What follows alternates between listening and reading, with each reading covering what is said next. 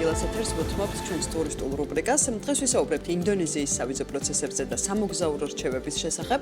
ყველა საჭირო თემით და ამბით ეთერში ახლა გვერდდებიან ანა კირკიტაძე, ვინგრეთის დამფუძნებელი და მარიამ ზივზივაძე, იკონსულის გაყიდვებისა და მომხმარებელთან ურთიერთობის დეპარტამენტის ხელმძღვანელი. მოგესალმებით, მარიამ, ანა, გისმენთ და ინდონეზიის შესახებ ყველა საჭირო ინფორმაციას ველით თქვენგან. დილამშვიდობისა, მოგესალმებით სავიზო ცენტრი იკონსულისა და ტურისტული კომპანია ვინგრეთის სახელით. დღეს ვისაუბრებთ ინდონეზიის სავიზო პროცესებზე და სამოგზაურო რჩევების შესახებ.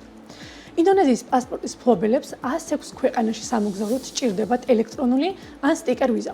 44 ქვეყნის შემთხვევაში მოქმედებს ვიზა on arrival, იგივე ვიზა ჩასვლისას. 5 ქვეყნის შემთხვევაში კი ამოქმედებულია ETA, იგივე მოგზაურობის ელექტრონული ავტორიზაცია. დანარჩენ 53 ქვეყანასთან კი შეუძლიათ მოგზაურობა უვიზოთ. უშუალოდ ინდონეზიაში მოგზაურობას რაც შეეხება, ქვეყანაში უვიზოთ შესვლა 13 ქვეყნის მოქალაქეს შეუძლია. 84 ქვეყნის შემთხვევაში ამოქმედებულია ვიზის ქვეყანაში ჩასვლის შემდეგ აღების შესაძლებლობა. 101 ქვეყნის მოქალაქეს კი სჭირდება სტიკერ ან ელექტრონული ვიზა, მათ შორის გახლავთ საქართველოს მოქალაქეებიც.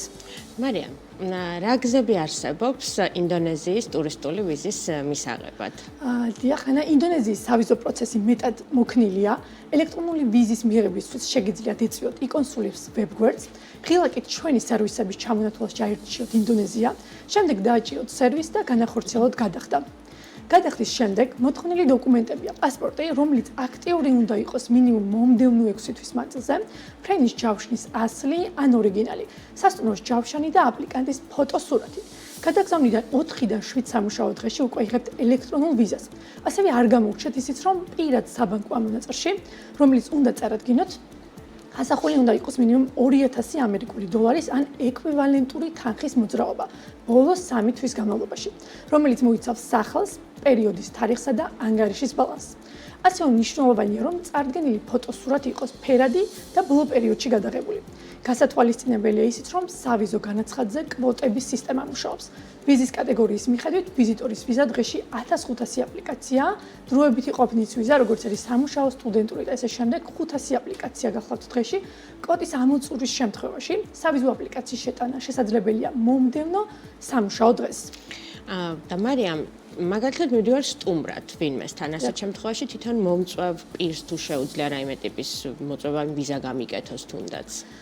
მადლობა ანა, საკმაოდ საინტერესო კითხვაა. თუ კი ახლობელთან ვიზიტი გახლავთ თქვენი გამგზავრების მიზანი, შესაძლებელია სავიზო განაცხადის შეტანა მომწვევი პირის მიერ, ეგრეთ წოდებული სპონსორის მიერ. სპონსორად ითვლება ინდონეზიის მოქალაქე, 21 წლის პირი, რომელიც ბოლო 6 თვე იმყოფებოდა ქვეყანაში. ფლობს სტაბილურ შემოსავალს, არ არის მიცემული სისხლის სამართლის პასუხისმგებაში, ან მისი საქმე განიხილება სასამართლოში. არ არის საიმიგრაციო სიაში, ან სპონსორად შესაძლებელია იყოს ინდონეზიაში რეგისტრირებული კომპანია. პირველ ეტაპზე სპონსორმა უნდა გაიაროს პორტალზე რეგისტრაცია, შემდეგ საიმიგრაციო სამსახურის მიერ მოხდება რეგისტრაციის ვერიფიკაცია და სპონსორი ელექტრონულ პოსტაზე მიიღებს დადასტურებას. ასევე მომხმარებლის სახელს, პაროლს და სპონსორის ბარათს ან უარს. შესაბამისი განმარტებით. შემდგომი ეტაპია ონლაინ სავიზო აპლიკაციის, ანუ განაცხადის შეტანა სპონსორის მიერ. სპონსორი მიიღებს შეტყობინებას სავიზო მოსაკრებლის ოდენობით და კოდის გადახდით, რომელიც მოქმედია მომდევნო 7 კალენდარული დღის განმავლობაში. როდესაც მოხდება საფასურის გადახდა, შემდეგ იწყება განხილვის პროცესი. გადაწყვეტილების მიღება ხდება სავიზო მოსაკრებლის გადახდიდან 5 სამუშაო დღეში. მოსაკრების გადახდა ხდება ინდონეზიურ რუპიაში, ვიზის გაცემაზე უარის შემთხვევაში თანხა არ ანაზღაურდება. ვიზაზე დადებითი გადაწყვეტილების შემთხვევაში სპონსორი ელექტრონულ პოსტაზე მიიღებს ელექტრონულ ვიზას. უარის შემთხვევაში სპონსორს გაეგზავნება შესაბამისი შეტყობინება უარის მიზეზის განმარტებით. ასევე საინტერესოა გამოყენების დრო და ვადები, მარიამ, იმიტომ რომ ინდონეზია ესეთი მიმართულებაა, სადაც შეიძლება ადამიანს ესეთ ხანგრძლივად მოუნდეს წასვლა. და რამდენად შეიძლება ესეთი ხანგრძლივი ტიპის ვიზის მიღება და ვადები როგორია ზოგადად მოქმედების? დიახ, ინდონეზიის ვიზიტორის ვიზის, რომელიც არის ერთჯერადი შესვლით, ფლობელს არ აქვს საიმიგრაციო სამსახურში გამოცხადების ვალდებულება. შესაძლებელია ვიზის გაგრძელება მაქსიმუმ 4 ჯერ, თითოეულ ჯერზე 30 წლის ვადით, ხოლო თუ თქვენ ფლობთ დროებითი ყოფნის ვიზას, ფლობელები ვალდებულები არიან ინდონეზიაში შესვლიდან 30 დღის განმავლობაში გამოცხადნენ საიმიგრაციო სამსახურის უახლოეს ოფისში, შესაბამისი კატეგორიის დროებითი ნებართვის, იგივე temporary stay permit-ის ასაღებად. და კიდევ რა უნდა ვიცოდეთ, თქვათ რა შეიძლება კიდევ უთხრათ ჩვენს მაყურებელს? კი ბატონო, დამუშავების დრო არის მნიშვნელოვანი. ტურისტული ვიზის უმეტესობა მუშავდება 5 სამუშაო დღეში. თქვენი ვიზის დამუშავება შეიძლება უფრო დიდხანს გაგრძელდეს, თუ საჭირო ინფორმაცია არასრული ან დაკარგულია. ტურისტული C1 60-დღიანი ხანგრძლივობის ვიზით აუცილებელია დარჩეთ ინდონეზიაში მხოლოდ ვიზიტის მიზნით. უზრუნველყოთ საკუთარი ფინანსური მდგომარეობა ინდონეზიაში ყოფნისას. დაიცვათ ვიზის ყველა პირობა და ინდონეზიის კანონები. პატივისცეთ ადგილობრივ ტრადიციებს, კულტურას და ნორმებს. ასევე შეგიძლიათ ეს ვიზა გაახანგრძლივოთ ან გადაიყვანოთ სხვა ვიზასა თუ ბინადრობის ნებართვაში. გასათვალისწინებელია ისიც, რომ აკრძალულია ინდონეზიაში დარჩენა ბინადრობის ნებართვის ვიზის ამოწურვის შემდეგ. ნებისმიერი სახის შემოსავლის მომტანი საქმიანობა, ღონისძიებებში მომხსენებლის რანგში მონაწილეობა და ბიზნეს საქმიანობის განხორციელება.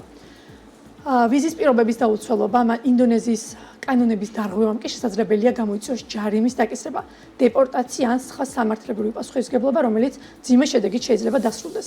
ანა, ეს იყო ესე ვთქვათ, ყველაზე მნიშვნელოვანი ასპექტები. ახლა გადავიდეთ ინდონეზიის ტურისტული ინფორმაციის გაცნობას ჩვენი მაყურებლებისთვის. ხშირად მოგზაურობენ თუ არა საქართველოს მოქალაქეები ინდონეზიაში? მადლობა მარიამ.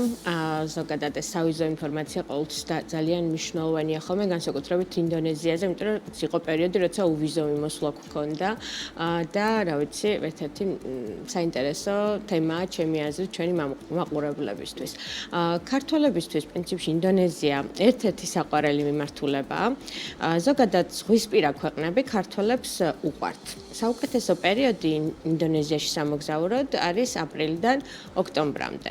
ამ პერიოდში მშრალი სეზონია. ერთი შეხედვით ტაილანდი, მალდივები, ინდონეზია გეოგრაფიულად თითქოს ერთმანეთთან ახლოს მდებარეობს. მაგრამ გვაქვს ერთი მნიშვნელოვანი განსხვავება. მსოფლიოს ამ ნაწილში ქვეყნები ზოგი ეკვატორის ჩრდილოეთ მხარეს ექცევა და ზოგი სამხრეთ მხარეს. და ეს გვაძლევს სხვაობას სეზონებში. მაგალითისთვის ტაილანდი ეკვატორის ზევით არის და ამიტომ მშრალი სეზონი აქ გვაქვს ოქტომბრიდან აპრილამდე. ინდონეზია კი პირიქით ეკვატორის ქვევით და მშრალი სეზონი, როგორც გითხარით, არის აპრილიდან ოქტომბრამდე პერიოდში, ანუ ზაფხულში.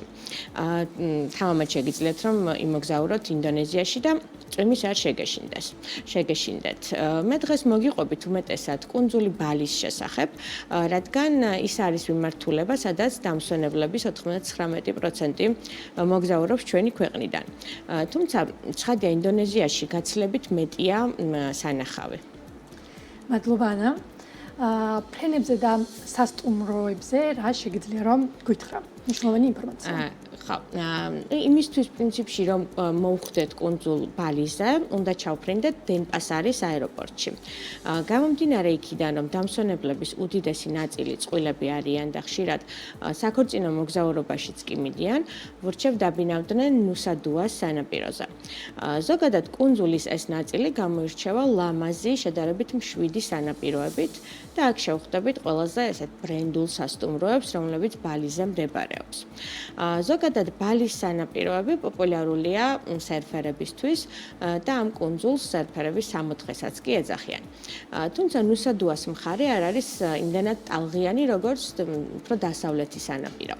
ნუსა-დუაზე სასტუმროების უმეტესობა 5 ვარსკვლავიანია და შეგიძლიათ დაჯავშნოთ როგორც მხოლოდ საუზმით, ასევე ორჯერადი ან სამჯერადი კვებით. ამასთანავე შეგიძლიათ all inclusive სერვისიც კი აიღოთ. ღირებულება საკმაოდ ადეკვატურია. სეზონზე 5 ვარსკვლავიან all inclusive სასტუმროსაც კი დაახლოებით $300-მდე ბიუჯეტში დაჯავშნით ერთ ღამის თევას. თუ არჩევანს მხოლოდ საუზმეზე შეაჩერებთ, $200-მდე ბიუჯეტში საკმაოდ კარგ სასტუმროს დაჯავშნით. ზოგადად მსგავს კურორტებზე მე all inclusive-ის დაჯავშნას არ გირჩევთ იმ მიზეზის გამო, რომ ორჯერად კვებასა და all inclusive-ს შორის საკმაოდ შესამჩნევი თანხობრივი სხვაობაა. ეს არის მიმართულება, სადაც შეიძლება დღის მანძილზე მოგინდეთ სასტუმროს ტერიტორიიდან გასვლა და სხვადასხვა ტურის დაჯავშნა. ამიტომ ჩემი აზრით იდეალურია ორჯერადი კვების დაჯავშნა, რაც მოგცემთ იმის საშუალებას, რომ დღის მანძილზეც რაიმე ტურში წახვიდეთ და თქვენ წინასწარ კვებაში გადახდილი თანხა არ დაკარგოთ. არასდროს არ ვურჩევ სამჯერადი კვების დაჯავშნას, რადგან დღის მანძილზე კურორტულ ზონაში თითქმის ყოველთვის სანაპიროზე ხართ და იქიდან ამოსვლა მხოლოდ რესტორანში შესასვლელად არც ისე კომფორტულია ხოლმე. ყოველთვის ჯობს სანაპიროზე მდებარე კაფეში რაიმე მარტივი შეუკვეთოთ და ასე გაცილებით კომფორტულად დაისვენებთ. ნუსადუას ალტერნატივა მის მოპირდაპირე მხარეს დასავლეთ სანაპიროზე სემინიაკია. სანაპირო აქ ცოტა სხვანაირია, არ დაგხვდება თეთრი ქვიშა და ის ასევე არის ძალიან ტალღიანი. თუმცა ღამის ცხოვრება არის ძალიან განვითარებული და კლუბების უდიდესი ნაწილიც ზუსტად აქ მდებარეობს. ნუსადუადან სემინიაკზე მოსახვედრად კი დაახლოებით 30-40 წუთის გზა. სკუტერი აქ არის გადაადგილების საუკეთესო საშუალება, თუ მას არ იქირავებთ, ტაქსითაც შეგიძლიათ რომ გადაადგილდეთ. ავიაბილეთის ღირებულება დენპასარამდე და უკან წინასწარ დაჯავშნისას დაახლოებით $1200 იწყება. ანა, სანაპიროების გარდა რის მონახულებას ურჩევ ტურისტებს? სანაპიროების გარდა, იმ შემთხვევაში თუ მემგზავრებით კუნძულ ბალიზე, სანაპიროსთან კომბინაციაში, რასაც აუცილებლად გირჩევთ, არის უბუდი. ბევრს წარმოუდგენლადაც ეჩვენება ასეთ ახლო დისტანციაზე სანაპიროებთან მსგავსი ადგილის არსებობა. უბუდი არის სიმწვანეში ჩაფლული ადგილი, სადაც არის ულამაზესი სასტუმროები, რომლის ოთახების უმეტესობას აქვს ეგრეთ წოდებული infinity pool-ები, ანუ დაუსრულებელი აუზები. გარშემო ბრინჯის პლანტაციები და ტროპიკული ტყეა. ჩემი რჩევა იქნება სანაპიროსთან ერთად 2 ან 3 ღამე უბუდისთვის გამოყოთ და აქ დაჯავშნოთ სასტუმრო. უბუდიდან სანაპიროებზე მოსახვედრად კი მხოლოდ 1 საათი გჭირდებათ. ეს ნამდვილად საუკეთესო კომბინაცია, რაც შეიძლება რომ დაგეგმოთ. ბევრს დარწმუნებული ვარ გინახავთ სასტუმრო Hanging Gardens of Bali, რომელიც უბუდში მდებარეობს. ბალიზე ყოფნისას გირჩევთ ეწვიოთ ულუვატუს ტაძარს, უბუდის ჩანჩქერს, ბრინჯის ტერასებს, მაიმუნების ტყეს, ულუნდანუ ბრატანს და დააგემოვნოთ ლუვაკის ყავა. ლუვაკის ყავა მსოფლიოში ყველაზე ძვირადღირებული ყავაა, 1 კილოგრამის ფასი $700-მდეც კი ადის ხოლმე. მიზეზი კი ის არის, რომ სპეციალურად დამწყვდეულ ლუვაკებს, ის პატარა ციყვის მსგავსი ცხოველია, კვებავენ კონკრეტული ყავის მარცვლით და შემდეგ მის ექსკრემენტებს აგროვებენ, ამუშავებენ, რეცხავენ და ხალავენ. ამ ყველაფრის გამო ყავას აქვს განსაკუთრებული არომატი, როგორც ამბობენ, და მისი ფასიც ზუსტად აქედან გამომდინარეობს. კუნძულ ბალის გარდა კიდევ რომელი ადგილების მონახულებას ურჩევ ტურისტებს? ხო, კუნძული ბალის გარდა ინდონეზია, როგორც აღნიშნე, არის საკმაოდ მრავალფეროვანი და დიდი ქვეყანა. აქ მარტო კუნძული გვაქვს 17,000. მაგრამ მოდით მოგიყვებით ყველაზე მეტად რომელი ადგილებია ბალის გარდა ტურისტულად პოპულარული. მაგალითად, ბრომოს მთაზე გვაქვს აქტიური ვულკანი და მას ხშირად სტუმრობენ ხოლმე ტურისტები.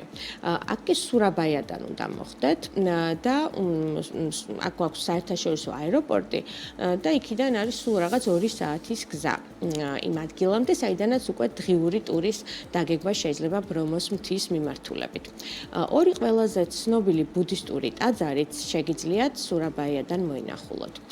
ბორობუდურის ტაძარი, რომელიც მსოფლიოში ყველაზე დიდი ბუდისტური ტაძარია და პამბანანის ტაძარი, რომელიც ასევე ძალიან დიდი და მნიშვნელოვანი კომპლექსია. კომოდოს ნაციონალური პარკი კი კომოდო დრაგონების სახლია.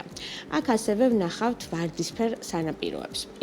იდეალური გზა აქ მოსახვედრად არის ფრენა დენპასარის აეროპორტიდან ლაბუან ბაჯოს აეროპორტს, კომოდოს აეროპორტსაც კი ეძახიან. კუნძულ სუმატრაზე კი ის უნდა წავიდეს, ვისაც გარეული ორანგუტანების ნახვა სურს და მედუზებთან ერთად სურვა იზიდავს. მოკლედ რომ გითხრათ, ინდონეზია ბალის გარდა მოიცავს ძალიან მრავალფეროვან ადგილებს, უბრალოდ ეს ადგილები ერთმანეთისგან საკმაოდ მოშორებით მდებარეობს და იმისთვის, რომ სანახაობების დიდი ნაწილი მოინახულოთ, საკმაოდ ხშირად მოგიწევთ შიდა ფრენების აღება და ასევე აეროპორტებიდან არაერთი საათი მგზავრობა, რომ სასურველ ადგილს მიაგნოთ. და ბოლო კითხვა ჩემგან, თუ რა სამოგზაურო რჩევებს მოგცემდი ინდონეზიასთან დაკავშირებით? ხო, ყველა მიმართულებაზე მე ყოველთვის აღნიშნავ, რომ აუცილებელია პირველ რიგში პატივი ვცევთ ამ ქვეყნის წესჩვეულებებს. როცა ესტუმრებით მათ ტაძრებს, ქალებსაც და მამაკაცებსაც მოეთხოვებათ კვავები და ფეხები დაფარული ჰქონდეთ. პატივისცემის ნიშანი რაიმე ნივთის მიღებისა თუ გადაცემისას არის ორივე ხელის გამოყენება. როდესაც ადგილობრივები რაიმეს გადმოგცემენ, ისინი მას ორივე ხელით გაწვდიან. თქვენს ორივე ხელით უნდა გამოვართვათ. დააგემოვნეთ ადგილობრივი საკვები. ინდონეზიაც ნაღდი ფულის ქვეყანაა და ბარათებს ბევრგან არ იღებენ. თანხის განაღდებაც საკმაოდ პრობლემატურია, ამიტომ გირჩევთ ინდონეზიაში მოგზაურობისას ნაღდი ფულიც იქონიოთ თან. არ ეცადოთ მოეფეროთ მაიმუნებს, გაკაწვრაც კი ცოფის საშიშროებაა და აცრა დაგჭირდებათ. ადამიანებს თავზე არ უნდა შეეხოთ, რადგან ის წმინდად ითვლება. მარცხენა ხელით არავის არაფერი გამოართვათ, რადგან მას ბინძურად თვლიან. თითით არაფერზე არ მიუთითოთ, არ მიირთვათ დალიოთ ონკანის წყალი. დააკვირდით სანაპიროებს და მხოლოდ იმ შემთხვევაში შედით წყალში თუ შესაბამის აღნიშვნას იპოვით, რომ ცურვა ნებარდართულია.